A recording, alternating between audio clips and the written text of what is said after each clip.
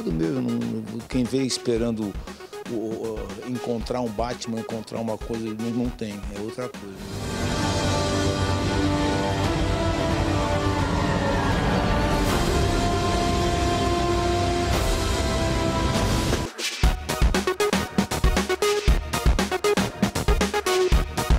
Quando ele perguntava coisa para as pessoas, era como se ele quisesse saber como é que você faz. Tinha uma coisa da vida dele, está sendo jogada ali para receber da pessoa a vida dela.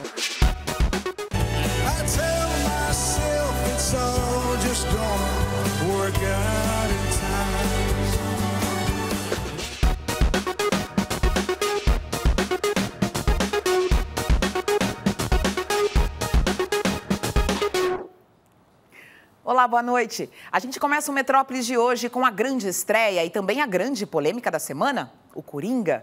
A brilhante atuação de Joaquim Fênix no papel principal, né, Cunha Júnior, é indiscutível. Mas o filme ganhou algumas críticas, que teria potencial para incitar a violência, por exemplo. Cunha Júnior, você foi assistir o filme, concorda com isso? Eu acho o seguinte, o filme é inadequado para crianças, não leve suas crianças, ok?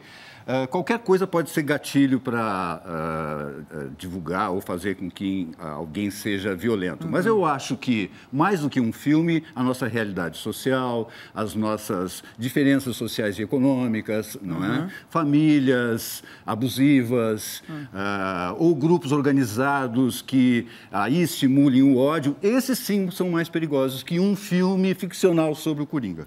O problema é este filme nesta sociedade. Bom, mas aí tudo pode acontecer. Eu fui assistir ao filme com um verdadeiro palhaço, palhaço mesmo, que inclusive já interpretou o Coringa num curta-metragem. Eu perguntei para o pessoal que assistiu se eles achavam que o filme incitava ou não a violência. As opiniões ficaram divididas. Olha só. O Coringa já apareceu algumas vezes nas telas do cinema. E agora é a vez de Joaquim Fênix de ver o Coringa em filme solo.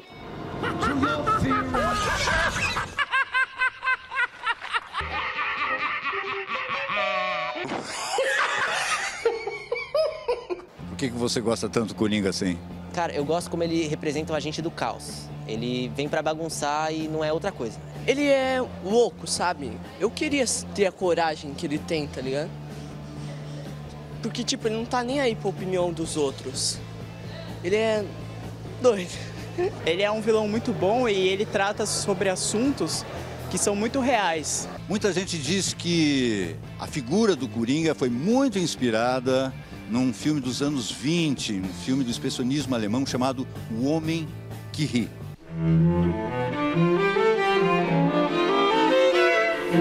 Qual é o melhor ator que já fez Coringa? O melhor ator que já fez Coringa? Jack Nicholson, só pra contrariar aí. Eu gostei bastante do Jared Leto. É mesmo? Poucas pessoas gostam da atuação dele. É verdade. Mas é que eu gosto da temática do Coringa ser um gangster, um mafioso, um negócio assim mais voltado pro crime mesmo. Heath Ledger, né? Não tem como. Por quê? Porque ele encarnou o personagem. Tem gente que fala que ele até morreu por causa do personagem, né? De tão doido que ele ficou assim com o personagem, sabe? Why so serious? Raul Barreto, nosso convidado especial para assistir Coringa. Privilégio. Você gosta tanto do Coringa que você chegou a interpretar o Coringa num curta-metragem? Do Luiz Duva e do Beto Souza. E o curta chama O Amor Segundo Bruce. Então tem até um beijo na boca que não chega a se realizar, que eu chego a boquinha assim pertinho assim e não acontece. Ele é tão vilão que ele seduz o Batman. Qual é a sua expectativa? Daqui a pouco a gente vai assistir, né? Mas você está com expectativa do Joaquim Fênix? Muita expectativa, eu estou bem curioso. Bring me out. Can you introduce me as Joker? Vamos ver? Vamos assistir? Bora, vamos ver. Bora. Pra cá. I used to think that my life was a tragedy. But now I realize it's a comedy. Uau! Saímos do filme Enganaram a gente. Nossa, difícil. Gente, é difícil falar, porque é uma porrada, eu tô assim até agora. How's your job? Are you having any negative thoughts? All I have are negative thoughts. Eu fiquei as 2 horas do filme falando, não é Coringa, não é porque não é um filme sobre o Batman, não é um filme sobre o Comics, não é um filme sobre o Coringa, é um filme sobre o ser humano, né? Então é muito louco.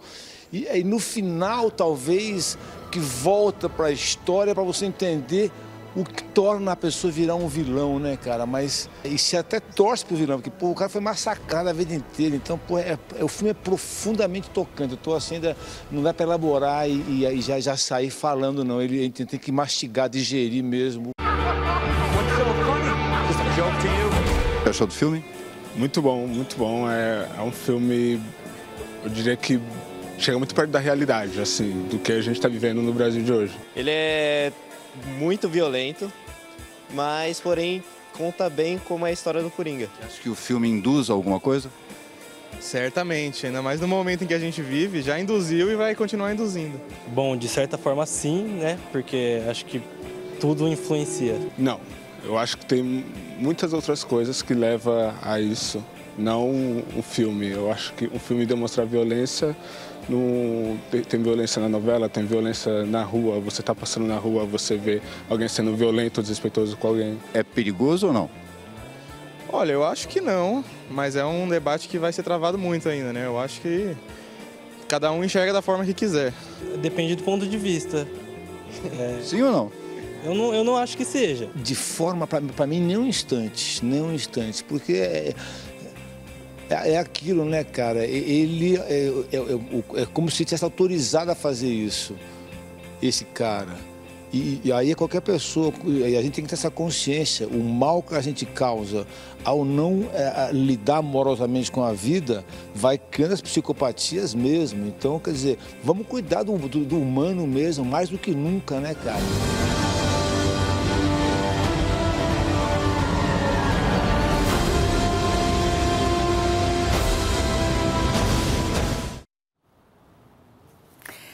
Quase 50 anos atrás, dia 5 de outubro de 1969, ia ao ar na rede de televisão britânica o programa Monty Python's Flying Circus, apresentando o grupo que revolucionou o humor e se tornou um fenômeno e uma referência para o mundo todo.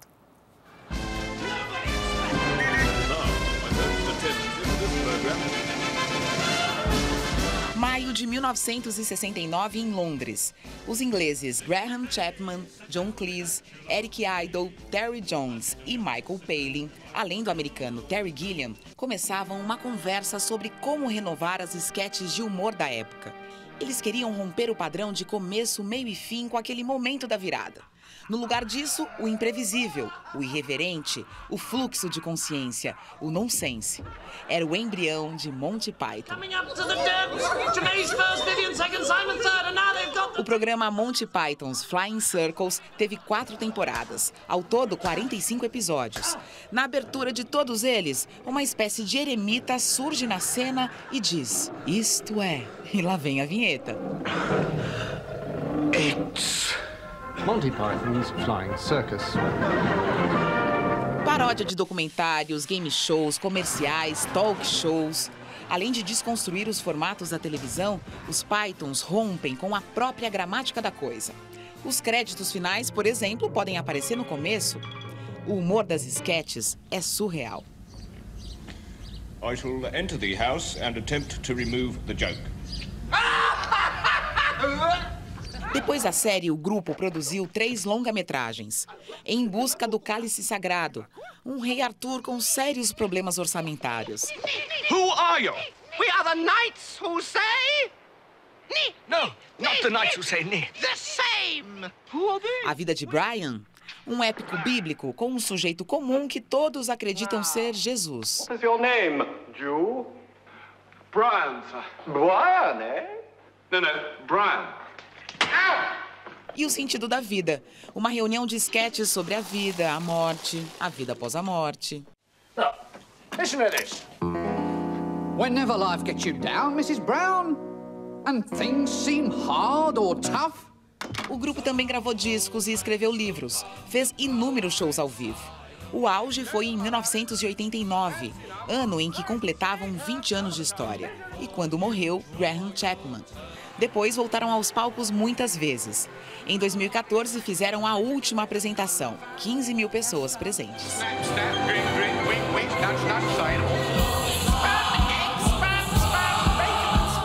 Os integrantes seguiram carreira solo. Terry Gilliam é diretor de cinema e mantém o tom surrealista.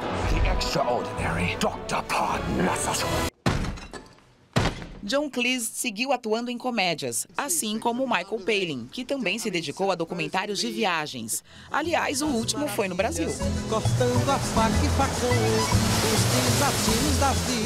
Na comédia, Monty Python virou sinônimo da total recusa de levar qualquer coisa a sério.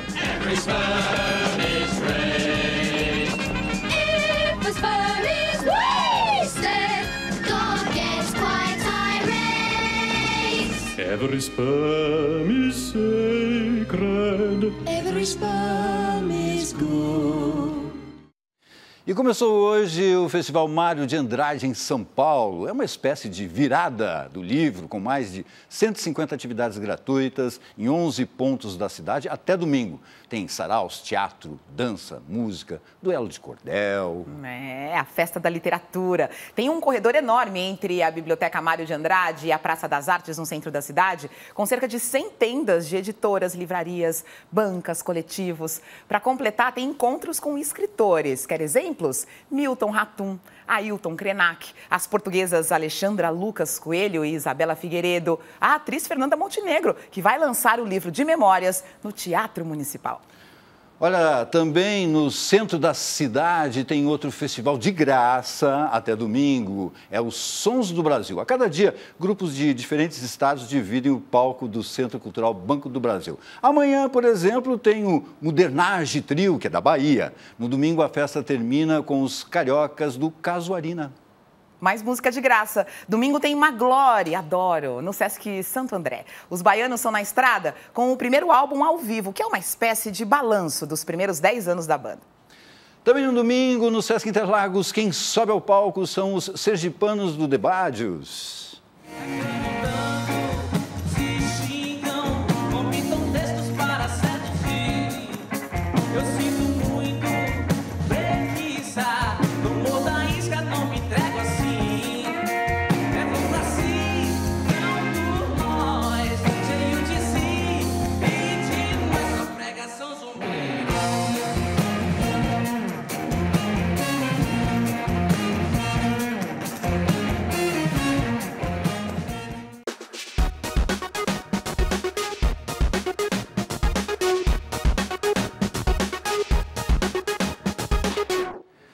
E um dos entrevistadores mais importantes do cinema brasileiro ganha uma exposição. A ocupação Eduardo Coutinho revela algumas particularidades do documentarista atrás das câmeras. Se conhece muito desse cinema de conversa, né, dele conversando com as pessoas, extraindo aquelas respostas maravilhosas e tal. Mas como o Coutinho chegou até aqui, né, então tem uma série de, não só de cenas escolhidas dos filmes que explicitam bem isso, mas também dos objetos e dos documentos de filmagem, né? Inegavelmente, foi com o cinema de falas que Eduardo Coutinho ficou mais conhecido. Quer que eu leia? É melhor você ler, porque eu tô meio sem graça. Tá, talvez eu fique mais sem graça. O material bruto dele tinha isso, né? Tinha uma pessoa curiosa do outro, empática, num nível assim muito forte. A ideia do cinema é a ideia de que tem que ter as cenas de ação, pouca fala, pouca explicação e tal. E ele fez só com isso, criou uma não só um filme, como outros fizeram também, mas uma cinematografia inteira, com 1000 variações e tal. E isso já na parte final da vida dele, nos últimos 14, 15 anos da vida dele. Eduardo Coutinho tinha um estilo muito particular de produzir filmes. Entrevistava as pessoas e se alimentava das experiências delas. Para ele, o som mais bonito que existia era a voz humana. E o que o interessava era a verdade de cada um. Você quer saber o que minha mãe é? Se eu quero saber quem sua mãe é? É. Claro que quero, você não me disse. Patologista. É o quê? Patologista. Ele nunca fazia perguntas do tipo o que é o Brasil, o que é a felicidade, o que é a fome, o que é a tristeza. Ele perguntava o que é o seu Brasil, a sua vida, a sua fome, a sua tristeza, o que você sente. São várias histórias vividas com uma emoção extrema e tal. E quando você sai, você tem a mesma sensação de ter visto qualquer um dos grandes filmes da história. Ele era muito fiel à equipe dele, ele amava a equipe dele toda. Inclusive, na exposição você vê isso, fotos dele com a equipe, todo mundo sorrindo. No geral, era muito prazeroso, era divertido, era leve, era ótimo montar. E ele sentia, você via que ele estava muito feliz. Na ocupação estão os cadernos de anotações, a máquina onde, a contragosto, Coutinho redigia os textos, pois não gostava de escrever, o roteiro original e a câmera usados no documentário Cabra Marcado para Morrer, uma obra-prima. É um país subdesenvolvido, subdesenvolvido, subdesenvolvido. E a cadeira que se tornou a alma do cinema de Coutinho. Boa tarde. Oi, vai sentando, né? Vou sentando, já sentei. Ele era muito apaixonado por música. Você vai vendo em todos os filmes as músicas dele, né? Ele sempre buscava isso. Você tem uma música que você canta, tal.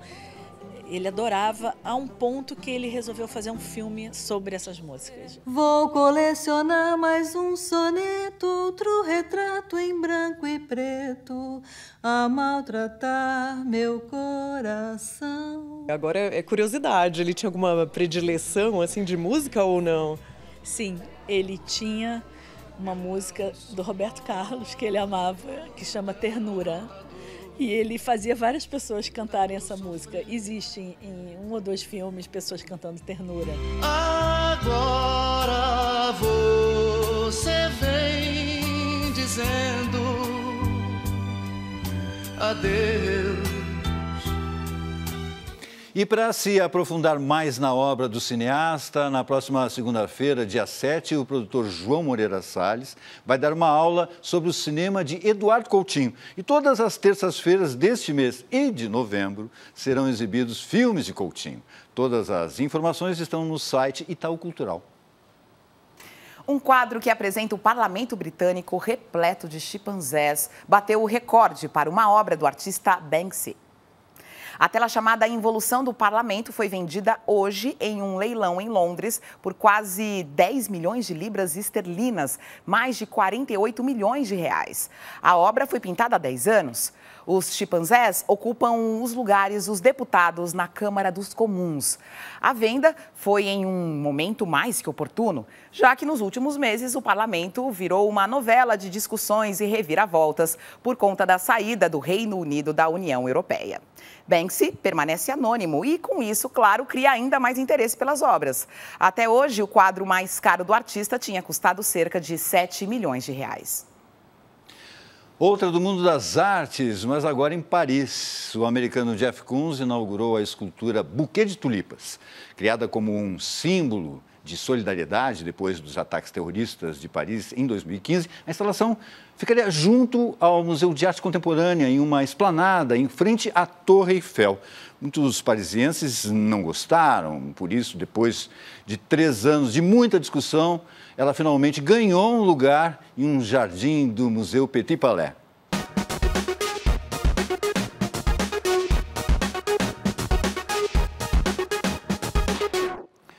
O ministro da Cidadania, Osmar Terra, demitiu hoje 19 funcionários, entre coordenadores, gerentes e subgerentes do CEACEM, o Centro de Artes Cênicas da Funarte. O diretor do órgão, Roberto Alvim, disse que não foi consultado e estava surpreso. Segundo Alvim, a medida acabou com toda a estrutura do CEACEM e, com isso, paralisa o funcionamento dos teatros que administra. Há pouco mais de 3 meses no cargo, Alvim se colocou à frente do que chama de um combate cultural. Vem colecionando declarações polêmicas e muitas vezes desrespeitosas, para dizer o mínimo, com colegas de profissão. O governo de São Paulo anunciou hoje a criação do PROAV, Programa de Investimento no Setor Audiovisual. São linhas de crédito com empréstimos que podem ir de 50 mil até 30 milhões de reais para capital de giro e infraestrutura das empresas. O prazo de pagamento chega a 10 anos. É importante neste momento que o Brasil vive cortes de patrocínios e paralisação da Ancine, a Agência Nacional de Cinema, e falta dinheiro para investir. Bom, vamos para outro assunto. O americano Bruce Springsteen está lançando uma versão cinematográfica do último álbum dele que se chama Western Stars, né, Didi? Ele gravou, inclusive, as músicas na fazenda dele, né? Coisa boa, chique. Né? É um celeiro com direito aí a uma orquestra. Gente, quando você pode colocar uma orquestra no celeiro, você é poderoso.